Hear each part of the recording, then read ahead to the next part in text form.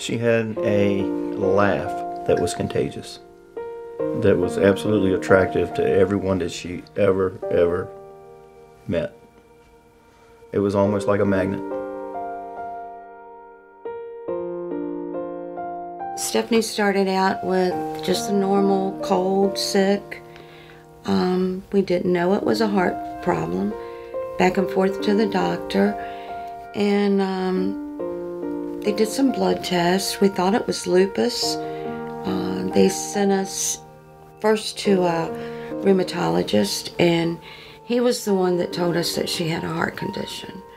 And he told us, he said, I just want you to be prepared. He said, I'm gonna walk across the hall and see if cardiology can see us.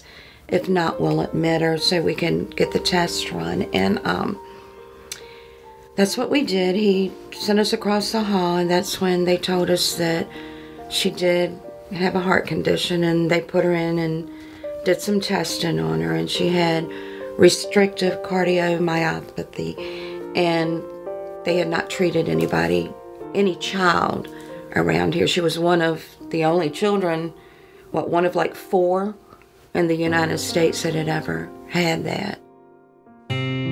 While she was in the hospital, her room became the party room. She made it comfortable, not only for us, but everybody treating her.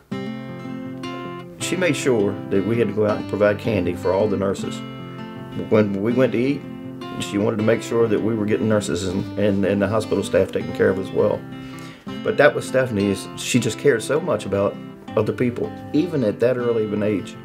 And boy, it really makes you proud as a parent to see your kid react like that. Of course, her mom and dad were a mess, but we never showed that to her either. Stephanie was a very loving person, and you met her for just 5 minutes. She was your best friend.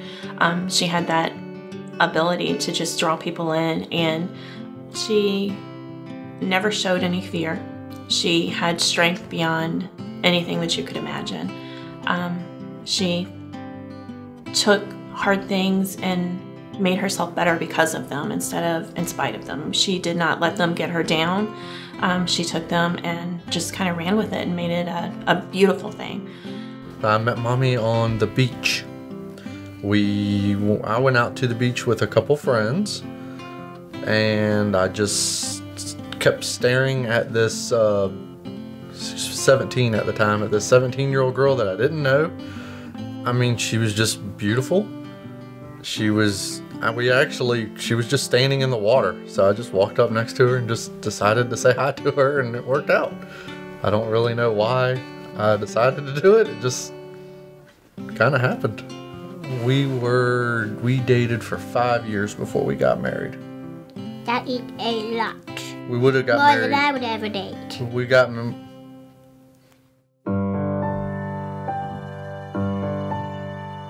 While Stephanie was in the hospital waiting, they had a function for transplant kids, and they came in and they were drawing pictures. Well, the picture that Stephanie drew was of a rainbow, and at the end of the rainbow was a pot of gold, and in the pot of gold was a heart. And that picture was ultimately turned into a quilt, or a part of the quilt. In fact, all the pictures that the kids drew at the time was made into a quilt. The story of the rainbows, where there seemed to be a pattern with kids getting hearts of seeing rainbows. And she picked up on that and took off with it. Well, I'm going to look out the window for rainbows, and every day she did. And had us looking, even on sunny days, looking for rainbows. My mommy, she would send me rainbows in the sky. The little girl whose room she took when she moved into the hospital actually drew a rainbow the day that Stephanie got her transplant and handed it to her mom. Had no idea that Stephanie was getting a transplant. The little girl at the time was 3 years old, so she didn't know, she didn't understand, but that was Stephanie's rainbow. She drew the rainbow for her. So Stephanie did get a rainbow when she got her heart. On this day in 1995, it didn't just rain, it poured on a very selfless family. The skies turned gray and the tears fell as the family wept for the child they had just lost. In those very same, very terrible moment, the skies opened up and the sun peeked through. The rainbow came, and while my family grieved for years, we had the sunshine we had only hoped for. You're my sweet angel, my hero, This is why you are my rainbow.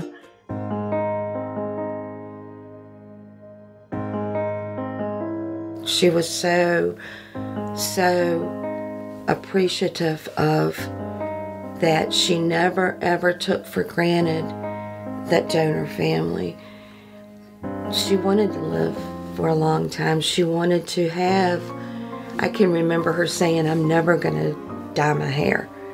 I want the gray hair. I want the wrinkles. That most of us want to dye our hair. We don't want to be gray, but she didn't. I mean, she worked hard for her life, you know, and she never took for granted, you know, that this donor family, what they gave up, what they were missing. She recognized the sacrifice from another family of donating organs. But at the age of 10, she also recognized the need to honor that donation. And you know, when you're 10 years old and then you start growing into your teens, you want to go challenge authority, you want to start stepping out of the bounds, if you will, of life. That kept Stephanie in a great foundation, because everything that she did, everything she did, she wanted to do it in honor of that donor family. She wanted to make them proud, whether she ever met them or not. It was, the fact is, she had to make them proud. She had to know that their efforts in donating their child's organs didn't go to waste, and she didn't want to abuse the privilege of having that organ. And she lived her life with that thought every day. For Stephanie, meeting her donor in heaven, I think, was pure joy for her. I think it was just probably a really happy time for her, because that donor gave her a life that she would have never had, that allowed her to do all the things. She became a mother, she became a wife. Those things would have never happened without that donor. So I just can't imagine the joy that she had when she met that donor. If she could tell people or tell anybody about organ donation, it would be, you know, this is what organ donation was able to do for me. It gave me, you know, 20 years extra on my first one, and even the 3 months that I got on the second one, that was 3 months extra I got to spend with my daughter that I would have never got if it wasn't for organ donation. Stephanie always said that organ donors are heroes. She lived by that pretty much every day. I got 21 additional years with my sister that I wouldn't have had. I wish I'd had a lot longer. I wish we'd had a lifetime together, but I cling to those 21 years that I wouldn't have had with her. I think Stephanie's journey taught us all how to live. She, you know, it's not often that you find the child teaching the parents. In Stephanie's case, that's exactly what she did. She taught us how to live our life. She taught us what was important in our lives.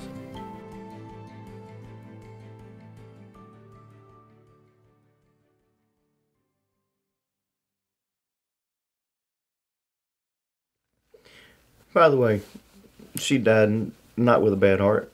She went in the septic shop. So her organ carried her right to the end.